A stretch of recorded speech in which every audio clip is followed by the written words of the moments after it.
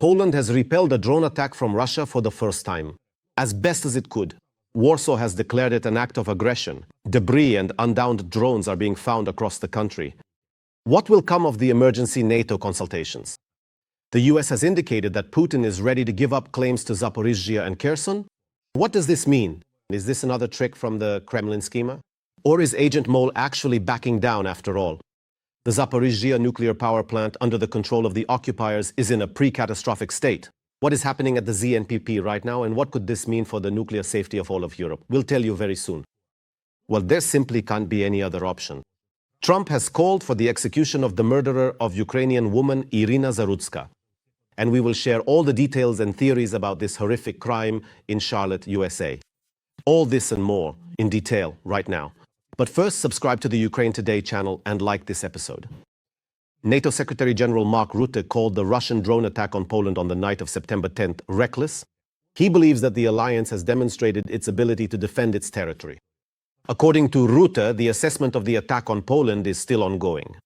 He also states that regardless of whether it was intentional, it is absolutely reckless and absolutely dangerous. My message to Putin is clear. Stop the war in Ukraine. Stop escalating the war that you are now effectively waging against innocent civilians and civilian infrastructure. And stop violating the airspace of the allies. You should know that we are ready, we are vigilant, and we will defend every inch of NATO territory, said Rutte. What is known as of today?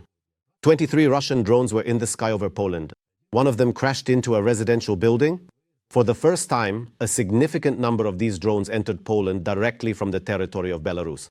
This was stated by Polish Prime Minister Donald Tusk. And it is already known that Putin had been preparing this attack on Poland for more than 2 months. But Russia clearly does not intend to stop with just this country. The next target is Finland. After Medvedev, the head of the Defense Committee of the Russian State Duma, Andrei Kartapolov, has already declared that Finland is becoming a hotbed of fascism even faster than Ukraine. All the details are in our military review. Russia has attacked Poland, a NATO member country. As a result, 23 Russian drones entered Polish territory. It is also known that the country's president, Karol Nawrocki, has decided to convene a meeting of the National Security Council within 48 hours. The drones flew into Poland not only from Russian territory but also from Belarusian territory. There they have already been called lost. On the other hand, there is completely opposite evidence, Polish and Lithuanian SIM cards that were previously found in the drones. The publication Defense Express claims that Russia had been preparing drone attacks on Poland since July, and Warsaw had been warned about this. Such an element of military political pressure is meant first and foremost to signal to the United States and accordingly to the NATO bloc that the scenario is not about the so-called Suwałki corridor, but rather about a possible invasion of the territory of Poland and the Baltic countries from the territory of the Republic of Belarus in order to create a land corridor that would connect the Republic of Belarus with the Leningrad region. This is possible in exchange for political and military pressure on the leadership of Ukraine regarding territorial issues. At 9 o'clock in the morning, the Poles convened a government meeting. The country's Prime Minister, Donald Tusk, stated that there is no reason to panic. NATO reported that they are maintaining close contact with the Polish leadership. But the ones who are truly obsessively worried about their own country are the Russians. And under this pretext, the Russian rulers continue to attack other countries. This time, they are threatening NATO's newest member, Finland. The head of the Russian Defense Committee stated that Finland is becoming a hotbed of fascism even faster than Ukraine and warned Helsinki about a possible conflict with Russia. The Russian Federation is indeed placing military facilities directly and quite provocatively near the border with Finland. We're talking about the significant construction of new military bases in Petrozavodsk and Kandalaksha. The overarching goal is to exert considerable military political pressure on the new members of the NATO bloc, primarily Finland and Sweden, in a clear attempt to influence regional dynamics. The Institute for the Study of War notes that the chairman of Russia's Security Council, Dmitry Medvedev, threatened Finland using rhetoric that the Kremlin had previously used to justify its invasion of Ukraine. He stated that confrontation with Russia could lead to the collapse of Finnish statehood forever. While the aggressor country would devour the whole world with its eyes, there is a shortage of personnel for the self-proclaimed authorities in the territories it occupies in the Zaporizhzhia region. As a result, the occupiers are bringing in Russian militants there. They proudly call them Zaporizhzhia heroes. due to the successful operations of the main intelligence directorate of the Ministry of Defense of Ukraine and the Special Operations Forces in eliminating local collaborators who chose to cooperate with the Russian Federation and headed the occupation administration, the number of willing locals has sharply decreased. That is why the Russian Federation has faced the dilemma that, accordingly, there are practically no locals willing to lead and work in the administration of the occupied territories. This is why the issue of a personnel shortage has become so acute. That is precisely why the Russian Federation is forced to bring not only people from Zaporizhzhia, but also citizens of the Russian Federation from the Luhansk, Donetsk, and Kherson regions into the occupied territories. It is also not easy for Russians when it comes to managing Ukrainian territories after their capture. Experts from the Institute for the Study of War note that the Russian army is trying to advance in the Kharkiv region, in the Lyman and Siversk directions, and in the areas of Dobropilya and Pokrovsk. But their efforts are evident. Near Pokrovsk, the occupiers are amassing infantry, but these efforts are also unsuccessful. According to US Vice President J. DiVenzo, Russia's list of territorial demands to Ukraine does not include the still unoccupied territories of Zaporizhzhia and Kherson regions. He stated that Russian President Putin wants to obtain about 6,000 square kilometers that Russian forces have not yet managed to capture.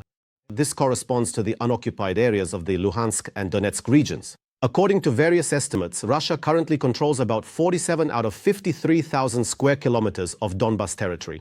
And according to Vence, this is one of the two key issues currently being discussed as part of the peace settlement. The second issue concerns security guarantees for Ukraine, which wants to be sure that after signing an agreement, Russia will not return in a few months or years with new demands.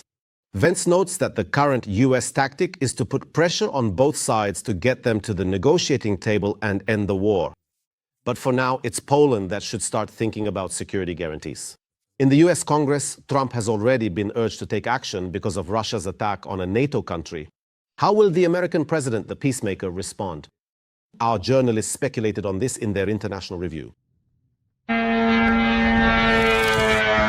Russian drones violated Polish airspace during a nighttime attack on Ukraine. According to various reports, up to 23 drones entered the territory. To shoot down the drones, aircraft from the Polish Air Force and other NATO countries were scrambled. There were exactly 19 violations of our airspace officially recorded and documented, but these are not the final figures. First of all, these are not drones from Ukraine, not a mistake or a result of disorientation, not a minor provocation that can be minimized. These drones entered from the territory of Belarus. NATO commented that they do not consider the drone incursion into Polish territory to be an attack on the alliance. However, the Polish authorities have invoked Article 4 of NATO, which calls for consultations. At night, numerous drones violated Polish airspace and were met by Polish and NATO air defense systems. The Secretary General is maintaining contact with the Polish leadership, and NATO is holding close consultations with Poland. The Poles are genuinely unsure whether Article 5 will be effectively triggered, whether the collective defense mechanisms, which are so fundamentally enshrined within the NATO Charter, will actually function as intended and truly work. Let me remind you, NATO is primarily a deterrent military bloc, but it has never actually been attacked by significant external forces. But, for example, such decisive actions could literally be counted on one hand throughout NATO's extensive existence. And of course, the Poles are afraid. US President Trump simply brushed off journalists' questions. Mr. President, what about Russian drones over Poland? Putin has delivered a political slap in the face to Trump 21 times and is waiting to see how he will respond. And so far, there has been no response. In light of all this rhetoric, when Trump shifts all responsibility onto Europe for absolutely everything that happens in the context of the Russian-Ukrainian war, he says it's all Europe's fault. Let Europe pay for everything then. I wouldn't be surprised if Trump says something like that right now. The head of European diplomacy, Kekala, stated that Russia deliberately sent the drones. Ukrainian authorities have once again called on European countries to create a joint air defense system. A weak response now will only provoke Russia even more. And then Russian missiles and drones will fly even further into Europe. This situation shows that it is finally necessary to make a decision on the possibility of using partner air defense systems in neighboring countries to intercept drones and missiles in Ukrainian airspace, including those approaching NATO borders. Let's shoot down the missiles and Shaheds that are flying toward NATO countries, even before they reach them. This applies not only to Poland, by the way, but also, for example, to Romania.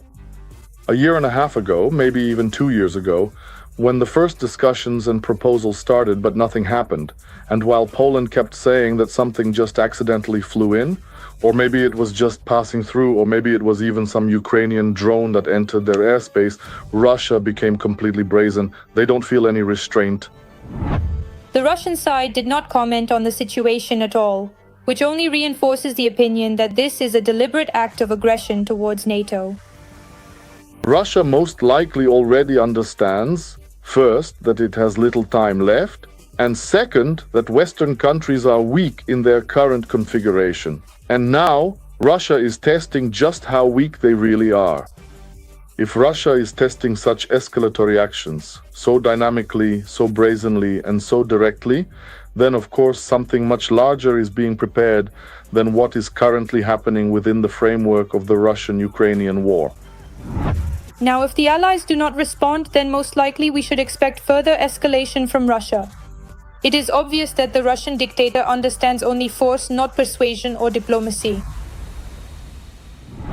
Well, Trump did respond to the violation of Polish airspace by Russian drones on the night of September 10th. He wrote about it on his social network, Truth Social. So what's going on with Russia's violation of Polish airspace by drones? We've arrived, as the note says. According to TVP, citing a White House representative, Trump plans to have a conversation with Polish President Karol Nawrocki after the Russian drone attack on the country's territory. Well, maybe after this conversation we'll hear something more reasonable. The German arms manufacturer Rheinmetall is supplying the mobile Skyranger air defense system to Ukrainian defenders. We will tell you about these systems and their capabilities in the context of the war with Russia. Ukraine's skies will become even stronger. One of the main threats in this war is drones, with which the terrorist state is literally bombarding Ukrainian cities and critical infrastructure. But now, the arsenal of the defense forces will be reinforced with a weapon capable of stopping an entire swarm of drones. We are talking about the latest German Skyranger air defense systems.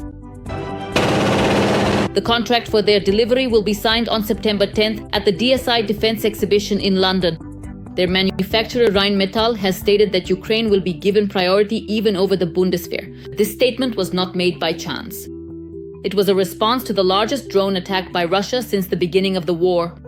On the night of September 7th, the enemy launched more than 800 Shahed drones and their imitators.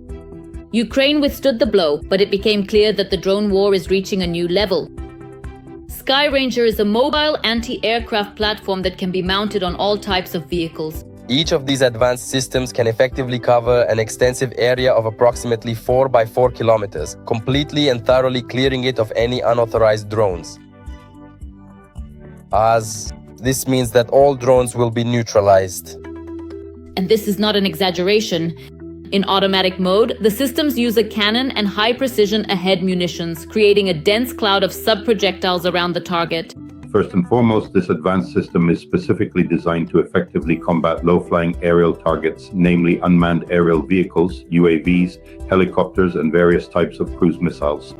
To destroy a single drone, usually 1 or 2 shots are enough. The high rate of fire and automatic targeting system allow the system to hit dozens of targets in just seconds, making it impossible for a swarm of drones to break through the installation's kill zone. The radars operate 24/7, tracking every aerial target in 3-dimensional space. The ammunition load is about 250 ready-to-fire rounds, and each round contains 160 tungsten pellets, each weighing 1.25 grams. Each total payload is up to 200 grams, which serves as the striking elements at the moment of countering UAVs and other aerodynamic means of destruction. There are 2 versions of the system, Scoranger 35 and Scoranger 30. The first is equipped with a 35mm revolver cannon with automatic targeting, which can elevate up to 85 degrees and rotate 360 degrees.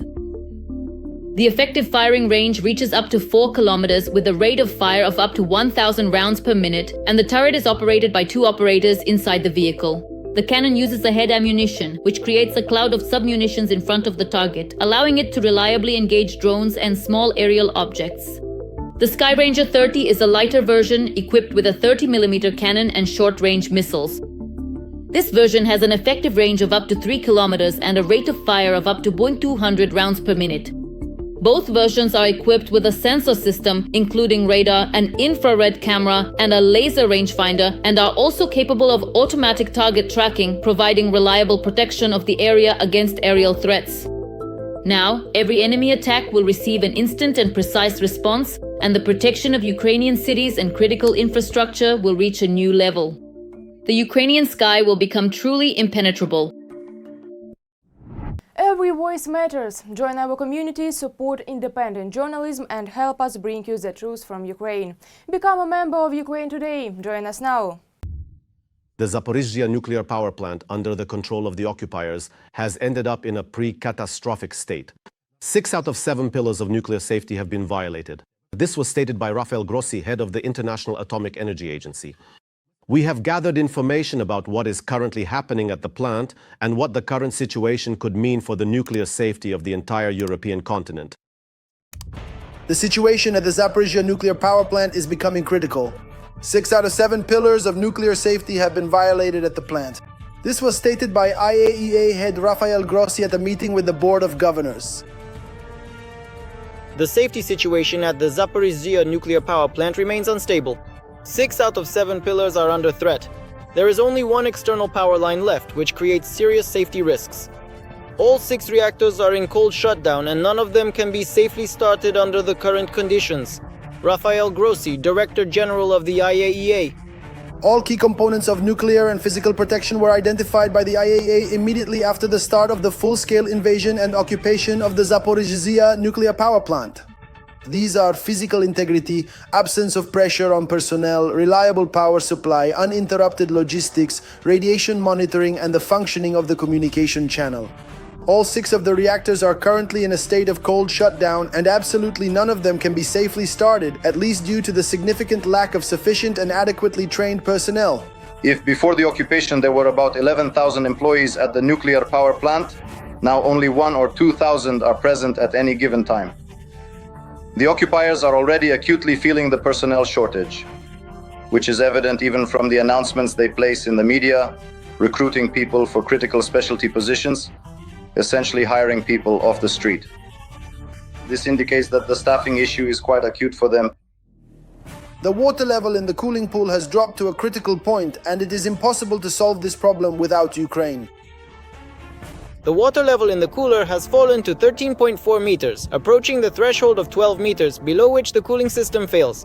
Measures to isolate the supply channel provide short-term relief, but a long-term solution is needed, such as the construction of a pumping station. Ongoing military actions, including attacks in the immediate vicinity of the ZMPP site, are causing serious concern, increasing stress and risks, said Rafael Grossi, Director General of the IAEA.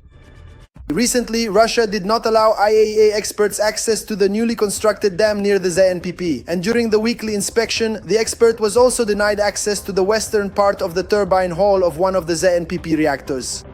In addition, the mission recorded sounds of military activity near the occupied plant. Before the occupation, the ZNPP had 4 high-voltage supply lines and 6 lower-voltage lines. Now, if we're lucky, only 2 are keeping the plant running. Just 2 critical lines, and even those essential lines are periodically damaged once a month or even more frequently than that because of ongoing intense military activity nearby. And to fully restore just one of these crucial lines takes a considerable amount of time, a full day or even 2 complete days to get them back up and running again. But there are only 2 lines in total. Recently, a Kremlin representative, Putin's trusted envoy Sergei Kiriyenko, visited Enerhoda and the nuclear power plant. The main topic was preparing key facilities, infrastructure, and the nuclear power plant for the upcoming autumn-winter period. And according to propaganda media, there are no problems at the plant. But Ukrainian experts and IAEA head Grossi are convinced that the plant is on the brink of disaster. US President Donald Trump is demanding the death penalty for the murderer of Ukrainian Irina Zarutska. He wrote about this on the social network Truth Social. The animal that so cruelly killed a beautiful young woman from Ukraine, who came to America in search of peace and safety, must be subjected to a swift, doubtless trial and sentenced only to the death penalty. There can be no other option, wrote the US president. The murder of a young Ukrainian woman by an American criminal right in a subway car and caught on camera has shaken both Ukraine and America. We will share all the details in our next segment. While watching, please like this episode and don't forget to subscribe to the YouTube channel Ukraine Today. Photos of the 23-year-old Ukrainian woman Irina Zarutska, who died in the US, are on every American TV broadcast. The murder took place back at the end of August, but only now has the North Carolina police released the shocking footage from the subway. The young woman entered the subway car and sat down across from a man in red. She was just looking at her phone, unaware that in a few minutes he would stab her several times.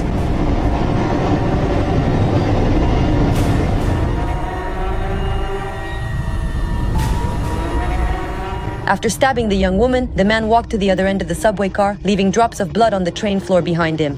Passengers looked on in bewilderment and stepped over the bloody trail.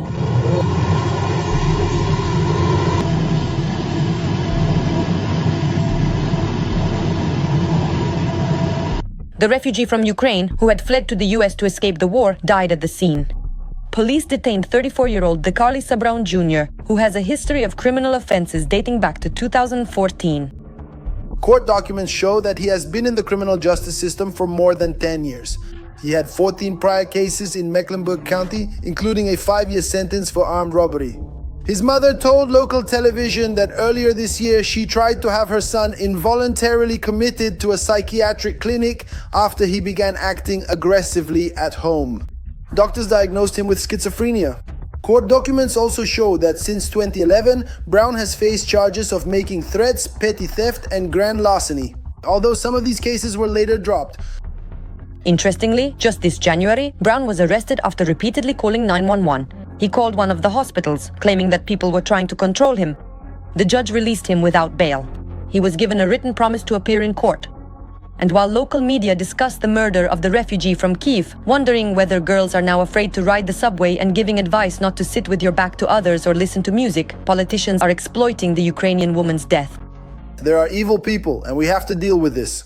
If we don't deal with this, we won't have a country. And I created the first ever task force in the history of the Ministry of Justice to eradicate anti-Christian prejudice. And among people who are a bit naive and not very well read, there is a tremendous anti-Christian bias. We don't hear about it, we don't think about it. You hear about anti-Semitism, but you don't hear about anti-Christian sentiment. We have a strong anti-Christian bias, but we will put an end to it quickly. I have to say, today we live in a completely different world than we did a year ago. It's almost like perfection.